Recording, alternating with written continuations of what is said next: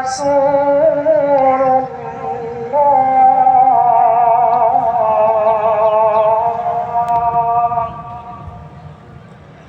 حي على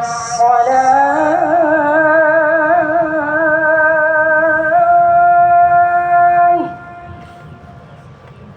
حي على الصلاة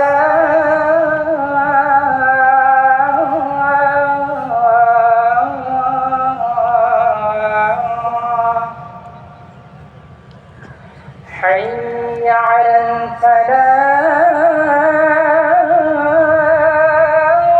الفلاح حي على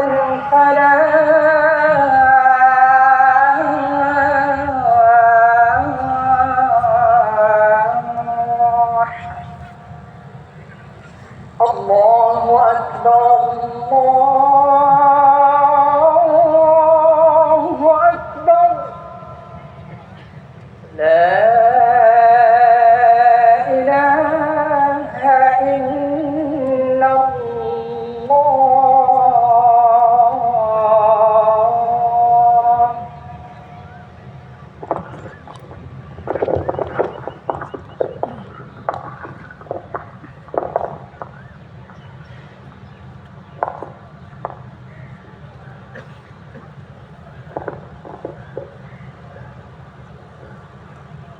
الله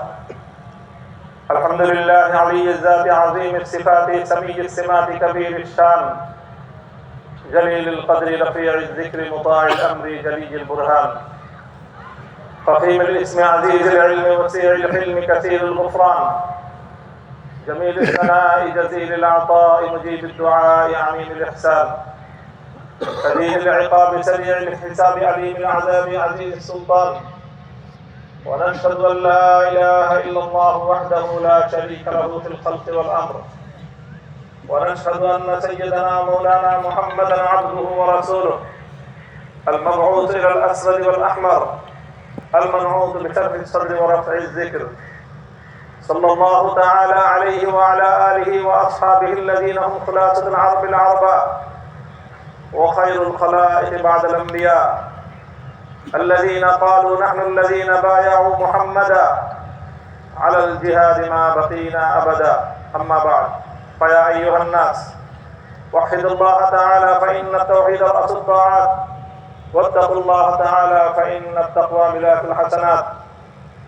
وعليكم بالسنة فإن السنة تهدي إلى الطاعة ومن يطع الله ورسوله فقد رشد واهتدى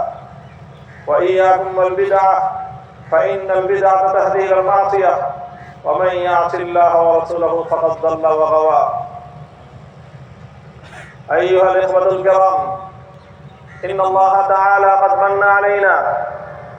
إذ أنزل إلينا كتابه المبين وأرسل إلينا رسول النبي الأمي البشير النذير وجعل لنا الإسلام دينا وأكمل لنا دينه الإسلام وعين لنا أن نتبع دينه الإسلام في جميع مناحي الحياة الإنسانية وعلينا أن نقيم دينه وأن نغلبه على سائر الأديان كما قال الله تعالى كتب الله لأغلبن أنا ورسلي إن الله قوي عزيز. أيها الإخوة الكرام فعلينا أن نجاهد في سبيل الله تعالى كل الجهد ونقابل من خالف ديننا ومن خالف الله ورسوله بكل جهد وطاعة. فالله تعالى أرسل رسوله ليظهره على الدين كله كما قال الله تعالى في قرآنه المجيد لقد أرسلنا رسلنا بالبينات وأنزلنا معهم الكتاب والميزان ليقوم الناس بالقسط وأنزلنا الحديد فيه بأس شديد ومنافع للناس. فعلينا أن نتمارس بالحديد وعلينا أن نتمارس بالجهاد الإسلامي وعلينا أن نقابل أعداء الدين كل المقابلة. وعلينا أيها المصلون الحاضرون الكرام والإخوة الكرام أن نجتهد كل الاجتهاد لإظهار دين الله تعالى في وطننا العزيز. أيها المصلون الحاضرون الكرام، في الوقت الراهن، في الوقت الحاضر، قد حشد الأمريكيون والإسرائيليون على الأمة المسلمة وعلى ديار الإسلام والمسلمين، فعلى أمة الإسلام أن يتحدوا كل الاتحاد وأن يوافقوا كل الموافقة. إننا من هذا الميدان ومن هذا البلاد الإسلامي ومن هذا بلاد المسلمين ندعو أمة الإسلام وندعو قائديهم أن يوافقوا وأن يتحدوا خلاف الإسرائيليين، وأن يجتهدوا وأن يجاهدوا كل الجهد. أعوذ بالله من الشيطان الرجيم. وجاهدوا في الله حق جهاده هو اجتباكم وما جعل عليكم في الدين من حرج ملة أبيكم إبراهيم هو سماكم المسلمين. بارك الله لنا ولكم في القرآن العظيم